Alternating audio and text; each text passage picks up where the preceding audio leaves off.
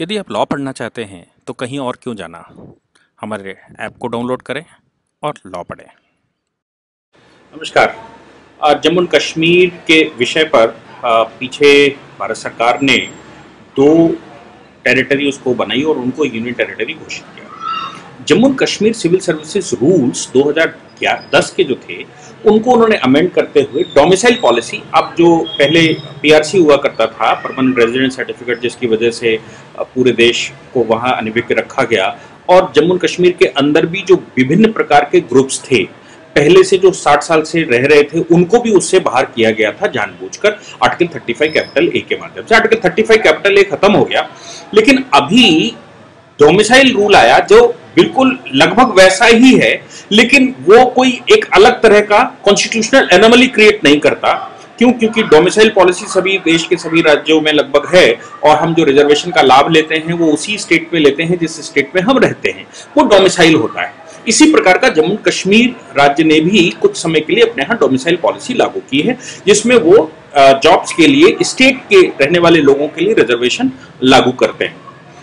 अब जब जम्मू कश्मीर यूनाइटेड था तो जम्मू कश्मीर और लद्दाख ये तीनों पोर्शन हुआ करते थे। आज की तारीख में लद्दाख अलग हो चुका है। लद्दाख के एक सज्जन ने जम्मू कश्मीर के जो डोमिसाइल रूल्स आए हैं या डोमिसाइल पॉलिसी जो 31 मार्च 2020 को चेंज करी है भारत सरकार ने या जम्मू कश्मीर स्टेट ने, उसके सेक्शन 3A, 5A, 6, 7 और 8 को चैलेंज किया है। Jammu Kashmir civil services decentralization and recruitment act 2010 में, और उन्होंने ये कहा है कि आर्टिकल 14, आर्टिकल 16, आर्टिकल 19 और article 21 of the constitution of India का ये वायलेशन करता है।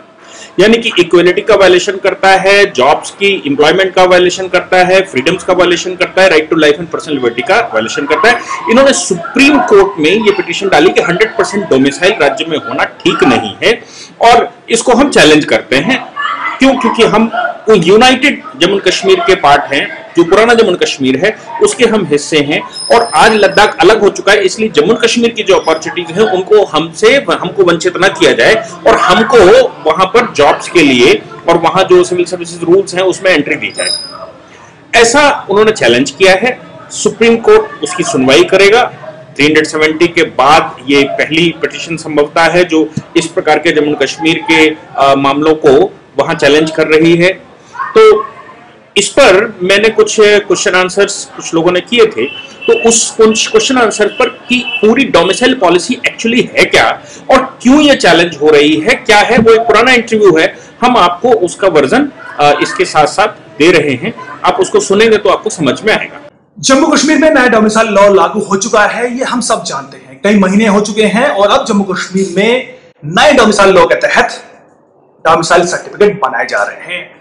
आपने ऐसी कई खबरें देखी होंगी जिसमें आपने देखा होगा कि कैसे बिहार का अस्थायी निवासी जो कि जम्मू कश्मीर में नौकरी कर रहा था पिछले कई सालों से, 20-25 सालों से, अब वो जम्मू कश्मीर का स्थायी निवासी बन चुका है नए डोमिसाइल लॉ के तहत। आपने ऐसी भी कई खबरें देखी होंगी कि कैसे पिछले कई दशकों से जम्मू कश्मीर में रहने वाले वो आर्टिकल 35A के विक्टिम्स, जिनमें महिलाएं थी, गोरखा थे, वाल्मीकि समाज था, वेस्ट पाकिस्तानी रिफ्यूजी थे, इसके अलावा जो पीओजे के विस्थापित थे, ऐसे लाखों लोग थे जो कि आर्टिकल 35A के चलते जम्मू कश्मीर का स्थायी निवासी नहीं बन पाए थे, वहां की रेजिडेंटशिप वो हासिल नहीं कर पाए थे, लेकिन नए डोमिसाइल लॉ के तहत उनको अब डोमिसाइल सर्टिफिकेट दिया जा रहा है।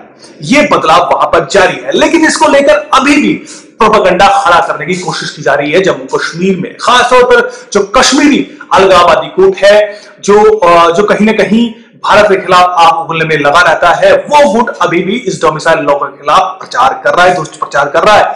आपने ये भी देखा होगा कि पाकिस्तान के प्रधानमंत्री इमरान खान ने भी डोमिसाइल लॉ को लेकर कई ट्वीट किए थे, हाल लगातार वो बयान करते रहते हैं। लेकिन क्या हम इस डोमिसाइल लॉ को बेहतर तरीके से समझ पाए हैं?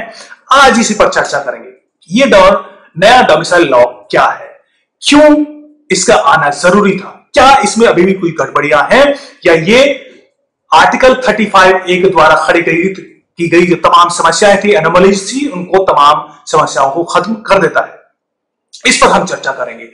इस पर चर्चा करने के लिए हमारे साथ हैं संविधान के जाने माने एक्सपर्ट DK दुबे जी, जिन्होंने इस मुद्दे पर, खासतौर पर जम्मू कश्मीर और संविधान के विषय पर गहन अध्ययन किया है। उनसे बात करते हैं।